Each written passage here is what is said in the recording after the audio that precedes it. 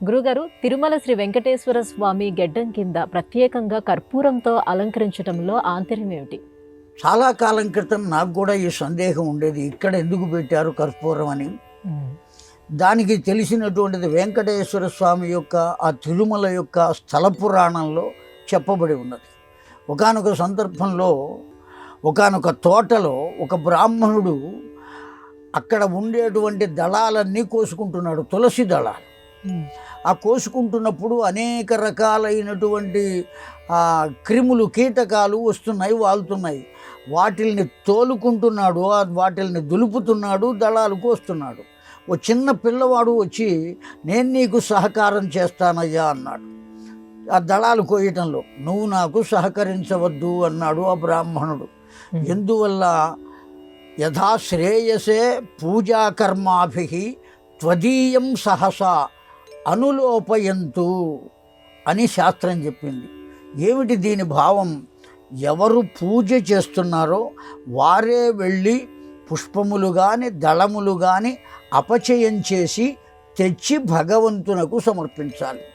మనం బజారు వెళ్ళి కొనుక్కొస్తున్నాం, పూలు పెడుతున్నాం, అంతవరకు పుణ్యం వస్తుంది, అందులో సందేహం లేదు. కానీ తానే ఒక పూల చెట్టు వద్దకు వెళ్ళి తానే ఆ పూలు కోసి ఆ దళములు కోసి భగవంతుని యొక్క శిరస్సున పాదముల మీద అలా ఉంచినట్లయితే ఆ భగవంతుడు ఎంతో సంతోషిస్తాడు.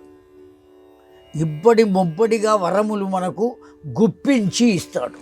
కనుక తనకు తాను చేసుకోవాలి అనే ఆలోచన కలిగినటువంటి వాడు, ఆ అపచయం చేస్తున్నటువంటి వాడు, ఆ దళాలు కోస్తున్నటువంటి వాడు బ్రాహ్మణుడు, అతడు నేనే తీసుకువెడతానయ్యా, నువ్వు తీసుకురావడానికి వీలు లేదు అని అడ్డుకుంటున్నాడు ఆ పిల్లవాడిని. ఎన్నిసార్లు అడ్డుకుంటున్నా వాడు ఊరుకోవటల్లా. నేను కూడా చేస్తాను తాత, నేను కూడా చేస్తాను తాత అంటూ వెంటబడుతున్నాడు, వాడు వదలటల్లా.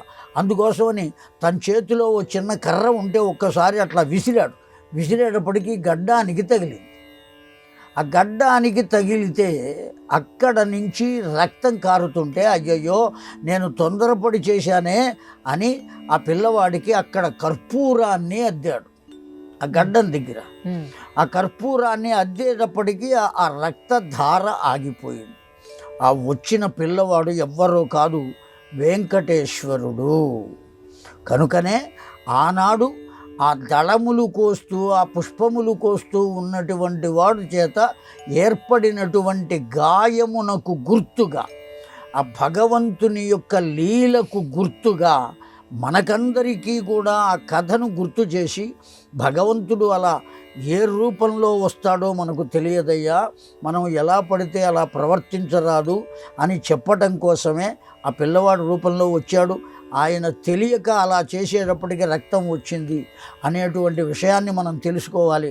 ఏ రూపంలో భగవంతుడు వస్తాడో తెలియదు కనుక మనం అందరినీ ఆదరించాలి అనేటువంటి భావనతో ఉండాలి. అందువల్ల ఇప్పటికీ ఆ వెంకటేశ్వర స్వామికి ఆ గడ్డము వద్ద, చుబుకము వద్ద కర్పూరాన్ని ఉంచుతారు. ఆ కథను మనం తెలుసుకోవటం కోసం.